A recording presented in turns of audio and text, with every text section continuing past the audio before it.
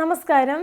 ഇന്ന് ഇവരെ ഡിസ്കസ് ചെയ്യുന്നത് 10ാം ക്ലാസ്സിലെ ഇലക്ട്രോമാഗ്നറ്റിക് ഇൻഡക്ഷൻ എന്ന ചാപ്റ്ററിലെ കുറച്ച് ക്വസ്റ്റ്യൻസും പ്രോബ്ലംസും ആണ്. പ്രധാനമായിട്ടും ട്രാൻസ്ഫോമർ ബേസ്ഡ് ആയിട്ടുള്ള ക്വസ്റ്റ്യൻസ് ആണ് ഇവിടെ ഡിസ്കസ് ചെയ്യുന്നത്. അപ്പോൾ നമുക്ക് ഫസ്റ്റ് ക്വസ്റ്റ്യൻ നോക്കാം. That is a boy decided to construct a transformer to change 240 volt to 12 volt. Where does it need more number of turns, in the primary or in the secondary? Find the number of turns in the primary if 200 turns are used in the secondary. ഇതാണ് question. അതായത് ഒരു കുട്ടി ഒരു transformer construct ചെയ്യുവാണ്. അതെങ്ങനെയാണ് construct ചെയ്തിരിക്കുന്നത്? അതിൻ്റെ voltage 240 നിന്നും 12 വോൾട്ട് ആക്കുന്ന രീതിയിലാണ് അത് കൺസ്ട്രക്ട് ചെയ്യാൻ തീരുമാനിച്ചിരിക്കുന്നത്. അങ്ങനെയെങ്കിൽ എവിടെയായിരിക്കും കൂടുതൽ നമ്പർ ഓഫ് ടേൺസ്? പ്രൈമറിയിലായിരിക്കുമോ അല്ലെങ്കിൽ സെക്കൻഡറിയിലായിരിക്കുമോ? അതുപോലെ തന്നെ രണ്ടാമത്തെ ക്വസ്റ്റ്യൻ എന്ന് പറഞ്ഞാൽ find the number of turns in the primary if 200 turns are use in the secondary. സെക്കൻഡറിയിൽ 200 ടേൺസ് ഉപയോഗിക്കുന്നുണ്ടെങ്കിൽ പ്രൈമറിയിൽ ഉപയോഗിക്കുന്ന നമ്പർ ഓഫ് ടേൺസിൻ്റെ എണ്ണം എത്ര? ഇതാണ് ക്വസ്റ്റ്യൻ. മനസ്സിലായല്ലോ? ഇപ്പോൾ ഇവിടെ ഓൾറെഡി തന്നിട്ടുണ്ട് 240 വോൾട്ടിൽ നിന്നും 12 വോൾട്ടിലേക്കാണ് വോൾട്ടേജ് ചേഞ്ച് ചെയ്യേണ്ടത്. അപ്പോൾ ഏത് തരത്തിലുള്ള ട്രാൻസ്ഫോമർ ആയിരിക്കും അവിടെ ഉപയോഗിക്കുന്നത്? ഏതാണ്? സ്റ്റെപ്പ് ഡൗൺ ട്രാൻസ്ഫോമർ ആണല്ലേ? ഡൗൺ ചെയ്യുമല്ലേ? വോൾട്ടേജ് ഡൗൺ ചെയ്യുവാണ്. അപ്പോൾ ഇവിടെ ഉപയോഗിക്കുന്ന ട്രാൻസ്ഫോമർ ഏതാണ്? സ്റ്റെപ്പ് ഡൗൺ ട്രാൻസ്ഫോമർ ആണ്. മനസ്സിലായല്ലോ? ഇനി ആദ്യത്തെ ക്വസ്റ്റ്യൻ എന്താണ്? എവിടെയാണ് മോർ നമ്പർ ഓഫ് ടേൺസ് എന്നാണ് ചോദിച്ചിരിക്കുന്നത്? പ്രൈമറിയിലാണോ സെക്കൻഡറിയിലാണോ എന്നാണ് ചോദിച്ചിരിക്കുന്നത്. ഇവിടെ ട്രാൻസ്ഫോമർ ആണ്, സ്റ്റെപ്പ് ഡൗൺ ട്രാൻസ്ഫോമർ ആണല്ലോ. അപ്പം സ്റ്റെപ്പ് ഡൗൺ ആകുമ്പോൾ എവിടെയായിരിക്കും കൂടുതൽ നമ്പർ ഓഫ് ടേൺസ് ഉണ്ടാകുന്നത്? പ്രൈമറിയിൽ അല്ലേ? പ്രൈമറിയിലാണ് കൂടുതൽ നമ്പർ ഓഫ് ടേൺസ് ഉണ്ടായിരിക്കുന്നത്. മനസ്സിലല്ലോ? ഇപ്പോൾ ഫസ്റ്റ് ക്വസ്റ്റ്യൻ ആൻസർ എന്താണ്? പ്രൈമറിയിലാണ് കൂടുതൽ നമ്പർ ഓഫ് ടേൺസ് ഉണ്ടായിരിക്കുന്നത്. ഇനി സെക്കൻഡ് ക്വസ്റ്റ്യൻ നോക്കാം. അതായത് സെക്കൻഡറിയിൽ 200 ടേൺസ് ഉണ്ടെങ്കിൽ ആ പ്രൈമറിയിലത്തെ നമ്പർ ഓഫ് ടേൺസ് കണ്ടുപിടിക്കുക എന്നുള്ളത്. അപ്പോൾ നമുക്ക് അതിനെ തന്നിരിക്കുന്ന കാര്യങ്ങളൊക്കെ എടുത്തെഴുതാം. ദാറ്റ് ഈസ് രണ്ടാമത്തെ ക്വസ്റ്റ്യൻ ആണ് നമ്മൾ ചെയ്യുന്നത്. ബി പാർട്ടാണ് ചെയ്യുന്നത്. എ പാർട്ട് നമ്മൾ കിട്ടിയതാണ് പ്രൈമറിയിലാണ് കൂടുതൽ നമ്പർ ഓഫ് ടേൺസ് എന്നുള്ളത്. ബി പാർട്ട് നോക്കുക. അപ്പം എന്തൊക്കെ കാര്യങ്ങൾ തന്നിട്ടുണ്ട്?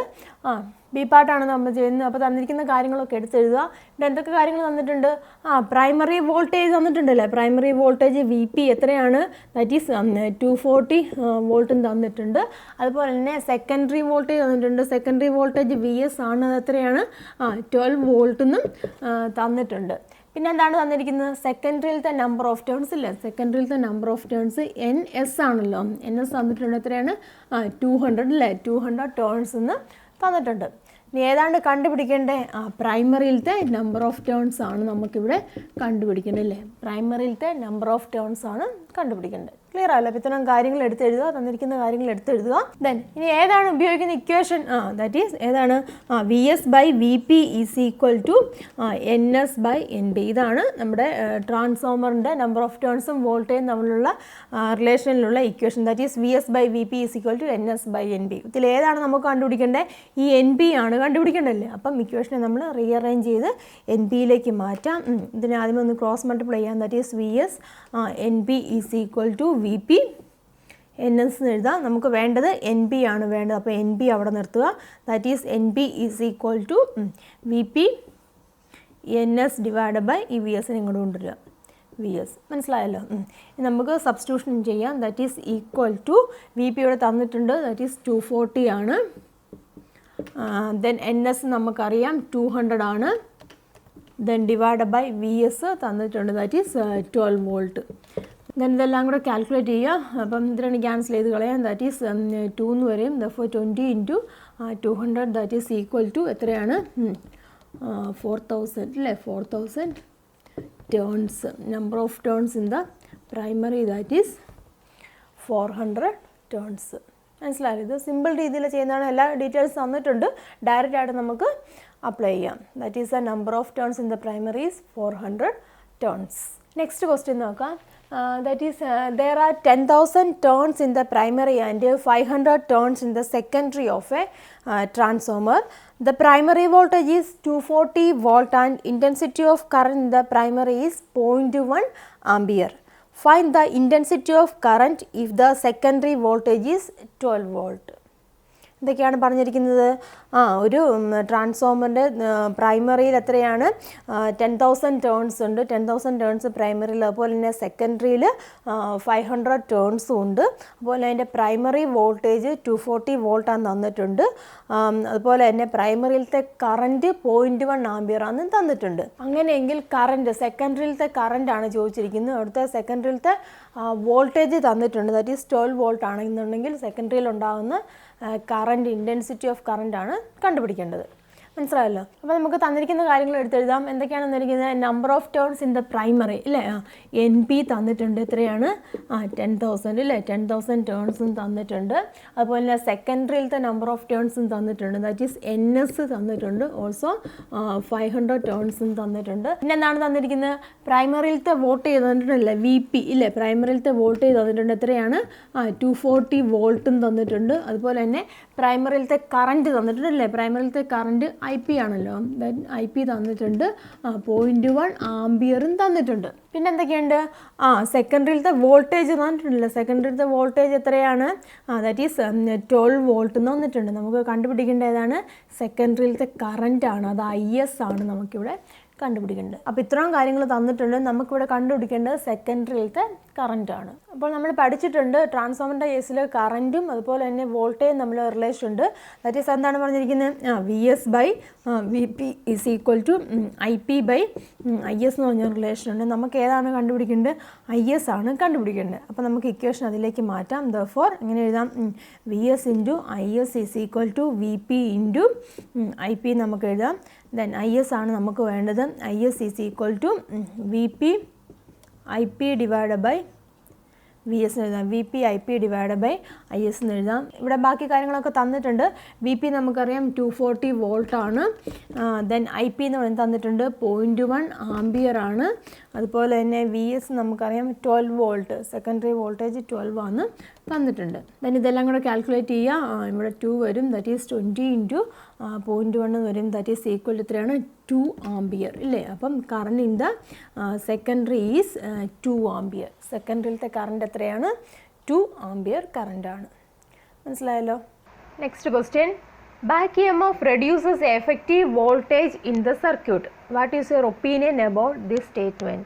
നമുക്കറിയാം ഒരു സർക്യൂട്ടിലുണ്ടാകുന്ന ബാക്ക് EMF അവിടുത്തെ വോൾട്ടേജിനെ ഉണ്ടാകുന്ന എഫക്റ്റീവ് വോൾട്ടേജിനെ റെഡ്യൂസ് ചെയ്യുന്നു. അപ്പം എന്താണ് അതിനെക്കുറിച്ചുള്ള അഭിപ്രായം എന്നാണ് ചോദിച്ചിരിക്കുന്നത്. നമ്മൾ പഠിച്ചിട്ടുണ്ട് സോളിനോയിഡിലേക്ക് ഒരു AC കടത്തി വിടുകയാണെന്നുണ്ടെങ്കിൽ, ഒരു AC കറണ്ട് കൊടുക്കുകയാണെന്നുണ്ടെങ്കിൽ അതിന് ചുറ്റും ഒരു മാഗ്നറ്റിക് ഫീൽഡ് അവിടെ ജനറേറ്റ് ചെയ്യുന്നുണ്ട്. അപ്പോൾ ആ മാഗ്നറ്റിക് ഫീൽഡ് മൂലം അവിടെ ഒരു ഇൻഡ്യൂസ്ഡ് EMFഉം ആ സോളിനോയിഡിനുള്ളിലും ഉണ്ടാകുന്നുണ്ട്. ആ ഇൻഡ്യൂസ്ഡ് EMFിൻ്റെ ഡയറക്ഷൻ എങ്ങനെയാണ്? അവിടെ ഉണ്ടാകുന്ന ഇൻഡ്യൂസ്ഡ് EMFിൻ്റെ ഡയറക്ഷൻ എങ്ങനെയാണ്? അവിടുത്തെ അപ്ലൈഡ് EMFിൻ്റെ ഡയറക്ഷൻ ഓപ്പോസിറ്റ് ആയിട്ടായിരിക്കും അവിടെ ഇൻഡ്യൂസ്ഡ് EMF ജനറേറ്റ് ചെയ്യുന്നത്. അപ്പം അതിനെ പറയുന്നതാണ് ബാക്ക് EMF എന്ന് പറയും. അതായത് അവിടെ ഉണ്ടാകുന്ന ഇൻഡ്യൂസ്ഡ് ആ EMFിനെ പറയുന്ന ബാക്ക് EMF എന്നാണ്. അതുകൊണ്ട് തന്നെ അവിടുത്തെ എഫക്റ്റീവ് വോൾട്ടേജ് എങ്ങനെയായിരിക്കും? കുറയുമായിരിക്കും ചെയ്യുന്നത്. കാരണം ഇൻഡ്യൂസ്ഡ് EMFും അവിടുത്തെ അപ്ലൈഡ് EMFും ഓപ്പോസിറ്റ് ഡയറക്ഷനിലായതുകൊണ്ട് അവിടുത്തെ എഫക്റ്റീവ് വോൾട്ടേജ് റെഡ്യൂസ് ചെയ്യും. Therefore, when an AC passes through a solenoid, a changing magnetic field is generated around it. Due to this, an induced EMF is generated inside the solenoid. This induced EMF is in a direction opposite to the EMF applied on the coil. Hence, this is called back EMF. Back EMF reduces the effective voltage in the circuit. Next question. What is the working principle of a transformer? Transformers work only in AC. They do not work in DC. Why? ട്രാൻസ്ഫോമറിൻ്റെ working principle എന്താണ്? അതുപോലെ തന്നെ transformer AC മാത്രമേ work ചെയ്യത്തുള്ളൂ, അത് DC work ചെയ്യുന്നില്ല. അതിൻ്റെ കാരണം എന്ത്? നമുക്കറിയാം ട്രാൻസ്ഫോമറിൻ്റെ വർക്കിംഗ് പ്രിൻസിപ്പിൾ ഏതാണ്? മ്യൂച്വൽ ഇൻഡക്ഷൻ ആണ്. നമ്മളൊരു AC കൊടുത്തു കഴിയുമ്പോൾ നമുക്കറിയാം AC ഇങ്ങനെ ഡയറക്ഷൻ ചേഞ്ച് ചെയ്യുന്നുണ്ട് അല്ലേ. അപ്പം AC ഒരു ട്രാൻസ്ഫോമറിലേക്ക് കൊടുത്തു വിടുമ്പോൾ, അതായത് പ്രൈമറിയിലേക്ക് നമ്മൾ കൊടുക്കുമ്പോൾ എന്താണ്, സെക്കൻഡറിയിൽ അവിടുത്തെ മ്യൂച്വൽ ഇൻഡക്ഷൻ്റെ ഫലമായിട്ട് സെക്കൻഡറിയിൽ ഒരു കറണ്ട് ഇൻഡ്യൂസ് ചെയ്യുകയാണ് ചെയ്യുന്നത്. മനസ്സിലായല്ലോ. അപ്പം പക്ഷേ DC കൊടുക്കുമ്പോൾ എങ്ങനെയാണ്? അവിടെ ഡയറക്ഷൻ ചേഞ്ച് ചെയ്യുന്നില്ല, അതുകൊണ്ട് അവിടെ മ്യൂച്വൽ ഇൻഡക്ഷൻ നടക്കുന്നില്ല. മ്യൂച്വൽ ഇൻഡക്ഷൻ നടക്കുമ്പോഴേ ഉള്ളൂ പ്രൈമറിയിൽ കൊടുത്ത കറണ്ട് സെക്കൻഡറിയിലേക്ക് പോകത്തുള്ളൂ. അതുകൊണ്ട് ട്രാൻസ്ഫോമർ DC വർക്ക് ചെയ്യുന്നില്ല. That is, working principle of a transformer is mutual induction. The direction of current flow is changed in AC. When AC flows through the primary, current is induced in the secondary due to mutual induction. there is no mutual induction in DC as its direction does not change. So a transformer cannot work in DC. ഇവിടെ next question ഒരു table തന്നിട്ടുണ്ട്, primary secondary തന്നിട്ടുണ്ട്, അവിടുത്തെ voltage പ്രൈമറിയിലത്തെ voltage 150 volt എന്ന് പറഞ്ഞിട്ടുണ്ട്, അവിടുത്തെ current 1 ampere ആണ്, power അവിടെ തന്നിട്ടില്ല. അതുപോലെ തന്നെ സെക്കൻഡറിയിലുണ്ട്, സെക്കൻഡറിയിലത്തെ വോൾട്ടേജ് എന്ന് വെച്ചാൽ 1000 വോൾട്ടാണ്, അതുപോലെ കറണ്ട് എന്ന് പറഞ്ഞാൽ 0.1 ആംപിയർ ആണ്. ക്വസ്റ്റ്യൻ എന്താണ്?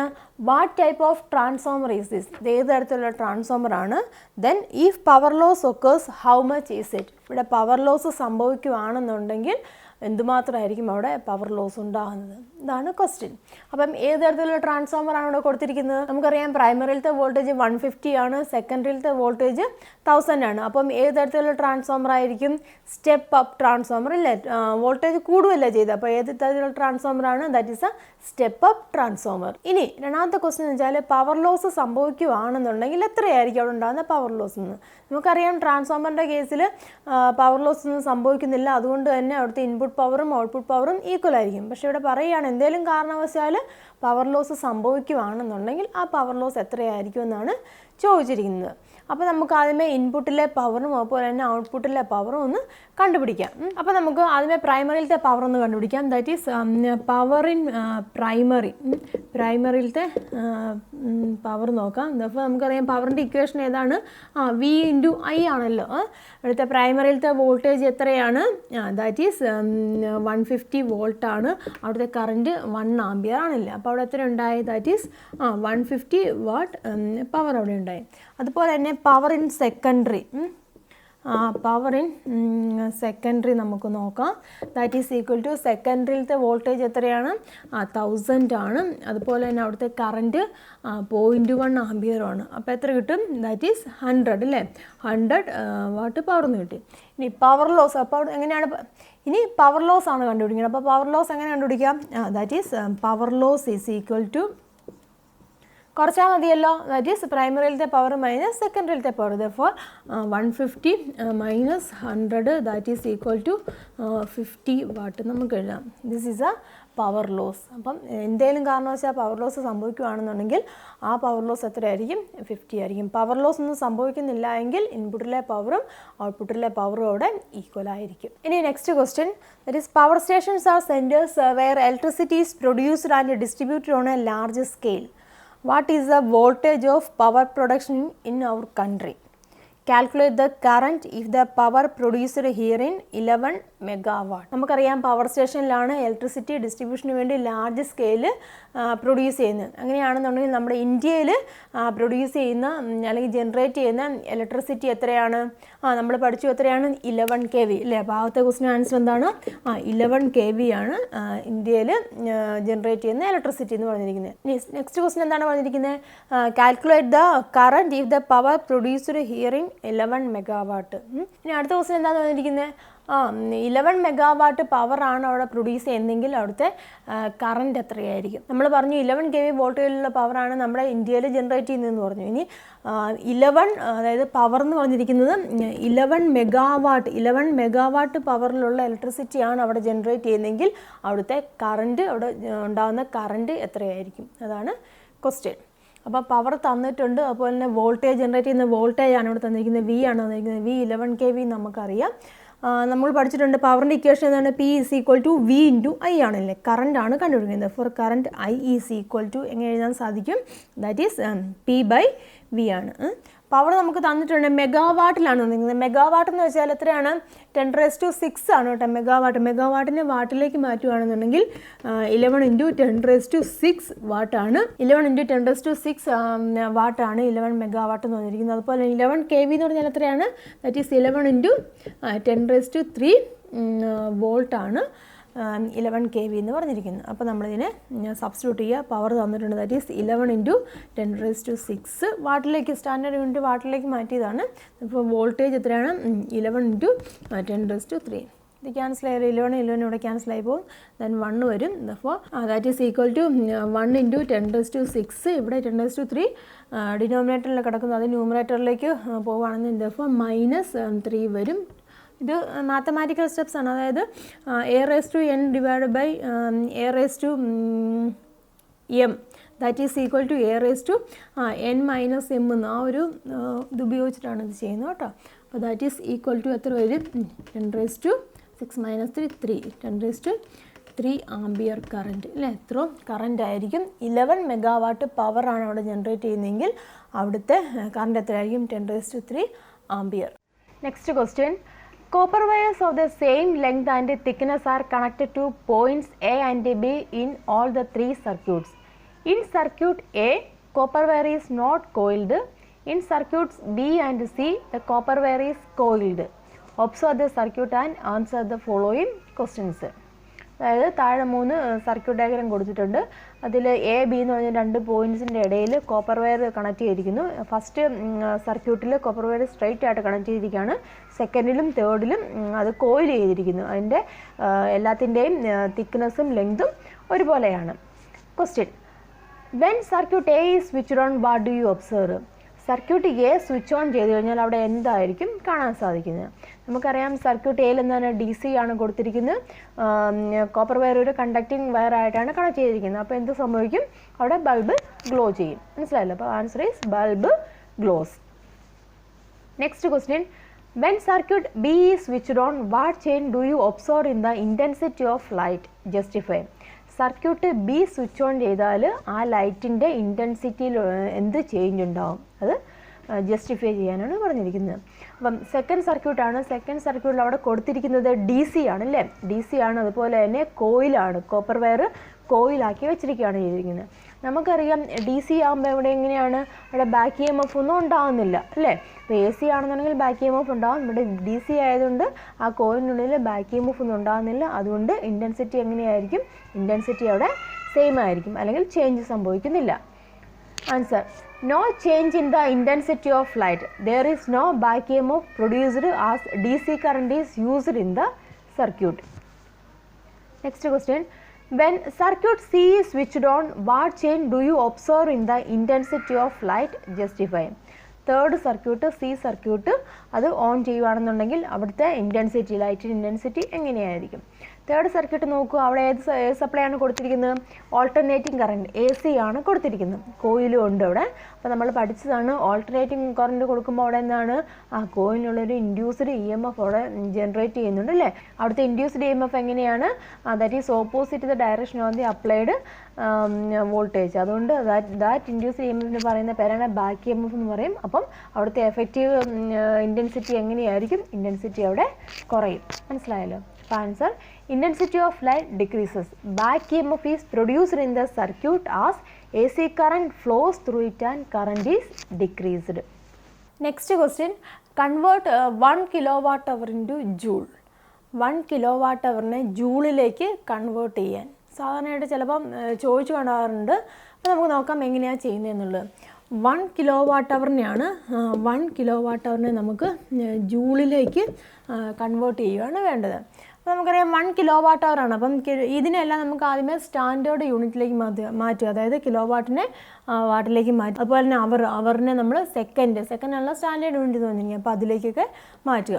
അപ്പോൾ നമുക്ക് ചെയ്യാൻ ദാറ്റ് ഈസ് 1 കിലോവാട്ട് അവറാണ്. അപ്പം 1 കിലോവാട്ട് അവറിനെ നമ്മൾ വാട്ടിലേക്ക് മാറ്റുമ്പോൾ എത്രയാണ്? 1000 ഇല്ലേ? 1000 വാട്ടാണ്. അതുപോലെ തന്നെ അവറിനെ സെക്കൻഡിലേക്ക് മാറ്റുക. അവറിനെ സെക്കൻഡിലേക്ക് മാറ്റുന്നത് എങ്ങനെയാണ്? അവറിനെ മിനിറ്റിലേക്ക് മാറ്റണമെങ്കിൽ ഇൻറ്റു ഇല്ലേ? ഇൻറ്റു 60 കൊണ്ട് ഗുണിച്ചാൽ മതി. അപ്പോൾ അവറിനെ മിനിറ്റിലേക്ക് മാറ്റണമെങ്കിൽ ഇൻറ്റു 60 കൊണ്ട് മൾട്ടിപ്ലൈ ചെയ്യുക. അതുപോലെ തന്നെ മിനിറ്റിനെ സെക്കൻഡിലേക്ക് ആകണമെങ്കിൽ പിന്നെ ഒരു 60 കൊണ്ട് മൾട്ടിപ്ലൈ ചെയ്യുമ്പോൾ നമുക്ക് സെക്കൻഡിലേക്ക് ആകും. അപ്പോൾ അവറിനെ സെക്കൻഡിലേക്ക് മാറ്റണമെന്നുണ്ടെങ്കിൽ 60 × 60 കൊണ്ട് മൾട്ടിപ്ലൈ ചെയ്യുക, അല്ലെങ്കിൽ 3600 കൊണ്ട് മൾട്ടിപ്ലൈ ചെയ്യുക. അപ്പോൾ എത്ര കിട്ടും? That is 1000. ഇത് 1000 ആണ്. ഇത് എത്ര വരും?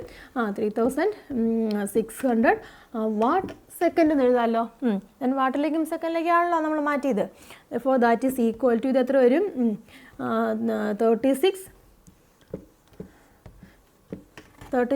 ലാക്ക് അല്ലേ? 36 ലാക്ക് വാട്ട് സെക്കൻഡ് എന്ന് പറഞ്ഞു. നമുക്ക് എന്തിലേക്കാണ് കൺവേർട്ട് ചെയ്യേണ്ടത്? ജൂളിലേക്കാണ് കൺവേർട്ട് ചെയ്യേണ്ടത്. അപ്പം ഈ വാട്ട് സെക്കൻഡിനെ നമുക്ക് ജൂളിലേക്ക് കൺവേർട്ട് ചെയ്യാൻ നോക്കാം. നമുക്കറിയാം പവറിൻ്റെ equation that is power is equal to എന്താണ്? വർക്ക് ബൈ ടൈം ആണ് പവർ എന്ന് പറഞ്ഞിരിക്കുന്നില്ല. വർക്ക് ബൈ ടൈം ആണ് പവർ എന്ന് പറഞ്ഞിരിക്കുന്നത്. ഈ പവറിൻ്റെ യൂണിറ്റ് എന്താണ്? വാട്ടാണ്. വർക്കിൻ്റെ യൂണിറ്റോ വർക്കിൻ്റെ യൂണിറ്റ് ജൂൾ ആണല്ലേ, വർക്കിൻ്റെ യൂണിറ്റ് ജൂൾ ആണ്. അതുപോലെ ടൈമിൻ്റെ യൂണിറ്റ് സെക്കൻഡും ആണല്ലോ, ടൈമിൻ്റെ യൂണിറ്റ് സെക്കൻഡും ആണ്. അങ്ങനെയാണെന്നുണ്ടെങ്കിൽ നമുക്ക് ഇക്വേഷനെ ജൂളിലേക്ക് മാറ്റാമല്ലോ. Therefore joule is equal to watt second എന്ന് എഴുതാമല്ലോ, വാട്ട് സെക്കൻഡ് എന്ന് എഴുതാമല്ലോ. Joule is equal to watt second. ശരിയല്ല? അപ്പോൾ ഇവിടുത്തെ ഈ വാട്ട് സെക്കൻഡിന് പകരം നമുക്ക് എന്ത് കൊടുക്കാം? ജൂൾ എന്ന് കൊടുക്കാമല്ലോ. Therefore that is equal to 36 lakh. Watt സെക്കൻഡിന് പകരം നമുക്ക് ജൂൾ എന്ന് കൊടുക്കാം. മനസ്സിലായല്ലോ? അപ്പോൾ ഇങ്ങനെയാണ് കിലോ വാട്ട് അവറിനെ നമ്മൾ ജൂളിലേക്ക് കൺവേർട്ട് ചെയ്യുന്നത്. മനസ്സിലായല്ലോ? 1 kilowatt hour is equal to 36 lakh joule. Clear ആയല്ലോ? ഇത് ചിലപ്പോൾ ചോദിച്ചു കാണാറുണ്ട്. കഴിഞ്ഞ 2 വർഷത്തെ ക്വസ്റ്റ്യൻ പേപ്പർ ഞാൻ കണ്ടില്ല. അതിന് മുന്നേ ഒക്കെ ചില വർഷങ്ങളിലൊക്കെ ഇതിങ്ങനെ ചോദിച്ചു കാണാറുണ്ട്. കൺവേർട്ട് 1 കിലോവാട്ട് അവർ ഇൻറ്റു സെക്കൻഡ്. അപ്പോൾ ഇന്ന് നമ്മൾ ഡിസ്കസ് ചെയ്ത പ്രോബ്ലംസും ക്വസ്റ്റ്യൻസും ഒക്കെ നിങ്ങൾക്ക് മനസ്സിലായെന്ന് വിശ്വസിക്കുന്നു. വരും വീഡിയോസുകളിൽ നമുക്ക് കൂടുതൽ ക്വസ്റ്റ്യൻസൊക്കെ ഡിസ്കസ് ചെയ്യാം. അപ്പം ഇന്നത്തെ ഈ വീഡിയോ ഇഷ്ടപ്പെട്ടിട്ടുണ്ടെങ്കിൽ ലൈക്ക് ചെയ്യുക, ഷെയർ ചെയ്യുക, ചാനൽ സബ്സ്ക്രൈബ് ചെയ്ത് തന്നെ കാണുക. താങ്ക്